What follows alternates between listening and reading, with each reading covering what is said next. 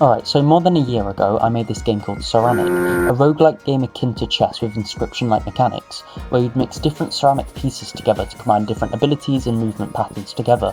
And the game got really popular due to, well, the interesting mechanic, but sadly, it hardly worked at all. Now, a year later, Gandhi started their 20th game jam, with an amazing winner's banquet of a £7.91 Steam gift card to take home to buy like one single Sims 4 DLC, where the theme was Something's Off. So I thought it'd be a good time to attempt to make ceramic again, with my skills that I currently have now. But before I start spoiling the game, if you want to check it out yourself, I've provided both a link in the description to the game, and also a link to the itch page where you can vote 5 stars on every single category. And there's also a Discord link if you want to see other people in the community. Now, I'm not going to go too much into the history of the game, because if you want to check that out, you can go see the original video. But to start off with, this is Vazel, the ceramic potman thingamabob thing that you play against in the Trial of the Clay Cathedral. Whoa, wonder where I've seen that before. Now, Vazel throws you into different battles where you may place your ceramics. Now, how the game mechanically differs from chess is, other than placing your pieces down, but pieces of both movement and attack patterns. Basically, they move at the blue spots and they can attack at the red spots, and you can move multiple in one turn, but you must move at least one piece. Outside of the battles, after you've slaughtered all of Vazel's pieces, or gotten one of your pieces to the opposing side, because no promotion exists in this, you can use one of your event totems to go into multiple different interactions, such as buying halves of pieces to mix together, or selling a piece, or just entirely cloning one. Now, mixing together pieces is the main gimmick of the game I borrowed from Inscryption, but basically the head of the piece is how it attacks, while the body is where it moves.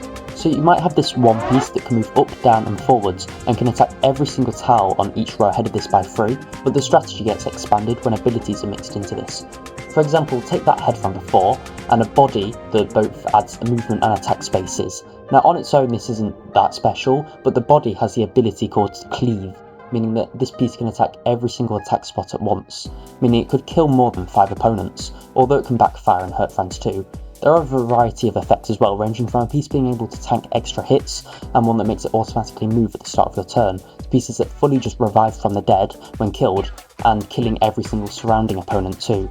Now, you will need good combos though, because although the AI is not that complicated, it's still very strong, and every 5th fight comes with a boss that also adds new gimmicks and mechanics and stuff, which you need to innovate against. Also, small minor A major spoiler, I hardly know it from here, but I wanted the game to stand out a bit from Inscryption, because although both games have similar mechanics, with you fighting a mysterious entity number #550509 at a table, being like a board game, I'd like it to have its own identity, so that's where good old biblical horror comes in.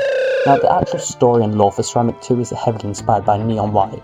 Like, I just fully took the idea of Sheol from them. Well, they didn't make it, but like, also, where's the Ceramic 2 iceberg? Deep Dark Entry 9, Vazel is homophobic. I also tried to do a lot more environmental storytelling for the 2 people that will notice it, but personally I think it's one of my nicest looking games, with how visually stunning it is, because I've never tried to do big pixel art before like this, so this is quite new for me.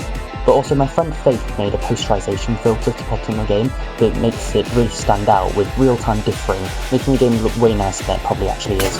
Now, if you'd like to try out Ceramic 2 The Clay Cathedral, just like I said before, I provided both the links to the description to the main game and the itch page where you can vote for the game, so I can force persimmons to be upturned on Steam, or just like a Sims 4 DLC.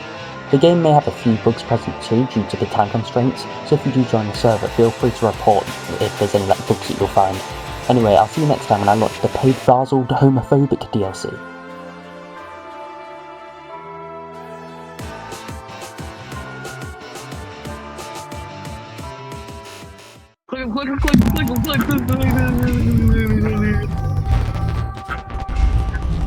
Hurry up.